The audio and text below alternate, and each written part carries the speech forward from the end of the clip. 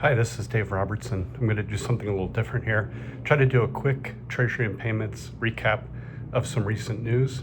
One thing I saw that was very interesting is Bank of America announced massive growth in the number of CashPro users that are using the QR code to log in. They noted that it's about a 60% increase, and since they've initiated this login method in 2022, they've had over 2 million CashPro users sessions logged in through the QR code. And a QR code is a great form of multi-factor authentication. The phone itself has biometric identification. The QR code is like a one-time password, so it's tokenized, which adds additional protection.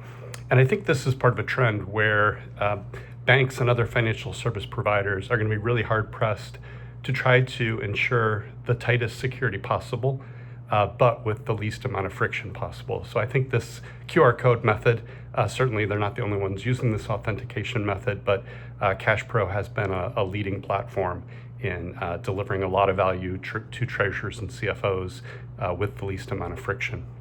The other thing I noted was a piece by Lauren Discout. It was a piece on CFOs, and basically pointing out that they're becoming a lot more strategic. They're getting involved in marketing, they're getting involved in customer acquisition economics. And there were some interesting statistics that he cited in his study.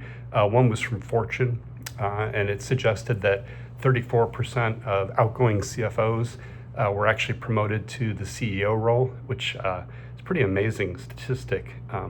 And then the other thing he referenced was a study by Brex, the card and payments company Brex, on the nature of the CFO, and I took a deeper dive into that. I'll put the link in the post, but it's really a great study on what's going on with CFOs. What are they thinking about? I think anyone who's in a business serving CFOs, it's a really good piece of work to take a look at. Lastly, I think a lot of you saw probably that Finastra spun off its Treasury and Capital Management unit and sold it to an affiliate of Apex Partners.